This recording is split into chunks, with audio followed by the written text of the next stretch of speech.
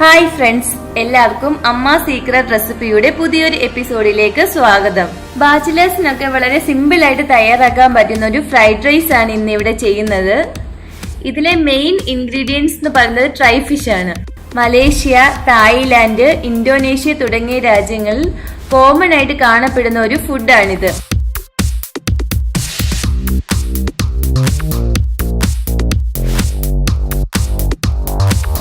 ഇനി ഇതിന് വേണ്ടുന്ന ചേരുവകൾ എന്തൊക്കെയാണെന്ന് നോക്കാം. ഇവിടെ 1 കപ്പ് ബസുമതി റൈസ് 20 മിനിറ്റ് വെള്ളത്തിലിട്ട് കുതിർത്തതിന് ശേഷം ഇത് 15 മിനിറ്റ് വേവിച്ച് ഒരു 1/4 ഭാഗം വെന്ത് കഴിഞ്ഞപ്പോൾ വെള്ളം ഊറ്റിക്കളഞ്ഞ് വെച്ചിട്ടുള്ള റൈസ് ആണിത്.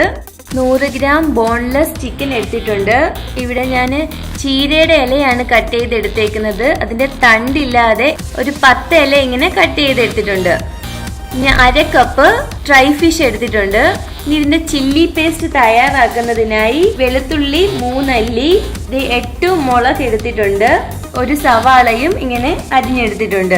ഇവിടെ ഡ്രൈ ഫിഷ് ആയിട്ട് എടുത്തിട്ടുള്ളത് നെത്തോലിയാണ്. ഇത് നമുക്ക് ഇവിടെ ഫ്രൈ ചെയ്തെടുക്കണം.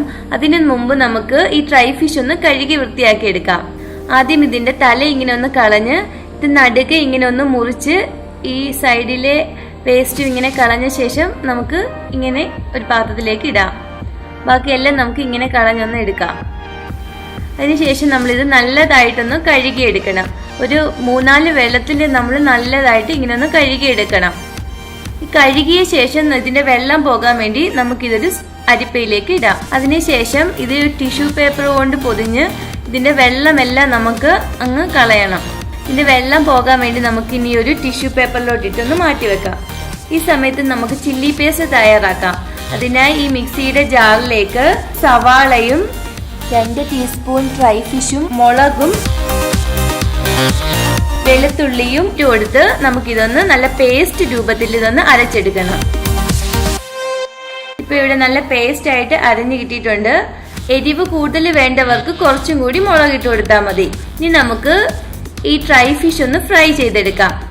അതിന് ഇവിടെ ഒരു പാൻ വെച്ചിട്ടുണ്ട്. ഇതിലേക്ക് കുറച്ച് ഓയിൽ ഒഴിച്ചു കൊടുത്ത് നമുക്കിതൊന്ന് ഫ്രൈ ചെയ്തെടുക്കാം.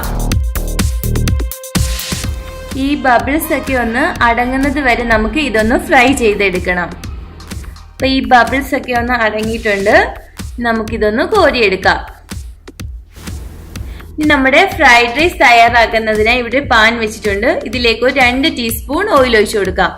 ഇനി ഇതിലേക്ക് നമ്മുടെ ചില്ലി പേസ്റ്റ് ഇട്ട് കൊടുത്ത് ഇതിന്റെ ഈ പച്ചമണമൊക്കെ മാറുന്ന വരെ നമുക്ക് ഇതൊന്ന് ഇളക്കി കൊടുക്കാം. ഇനി ഇതിലേക്ക് ചിക്കൻ ഇട്ട് കൊടുക്കാം. ഇതൊന്ന് നല്ലതായിട്ടൊന്ന് മിക്സ് ചെയ്ത ശേഷം ഇതിലേക്ക് ഇനി ഇതിന്റെ കൂടെ തന്നെ ആവശ്യത്തിന് ഉപ്പ് കൂടി ഇട്ട് കൊടുത്ത് നല്ലതായിട്ടൊന്ന് മിക്സ് ചെയ്ത ശേഷം ഇതൊന്ന് അടച്ചു വെച്ചൊന്ന് വേവിക്കാം. നമ്മളിത് ഇടയ്ക്കിടയ്ക്കൊന്ന് ഇളക്കി കൊടുക്കണം, അല്ലെങ്കിൽ ഇതങ്ങ് അടിക്ക് പിടിക്കും.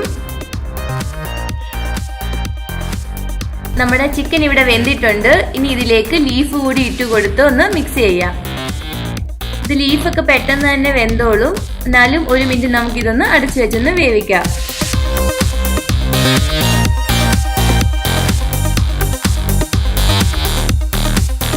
അങ്ങനെ നമ്മുടെ ലീഫും ഇവിടെ വെന്തിട്ടുണ്ട്. ഇനി ഇതിലേക്ക് നമ്മുടെ ബസുമതി റൈസ് ഇട്ട് കൊടുത്ത് നല്ലതായിട്ടൊന്ന് മിക്സ് ചെയ്യാം. ബസുമതി റൈസ് നമ്മൾ ചൂടോടെ ഇട്ട് കൊടുക്കല്ലേ. ഇതൊന്ന് തണുത്തതിന് ശേഷം ഇട്ട് കൊടുക്കുവാണെങ്കിൽ ഇത് കുഴയുകയും ഒട്ടിപ്പിടിക്കുകയും ഒന്നും ചെയ്തില്ല. നല്ല പൂ പോലെ കിടന്നോളും.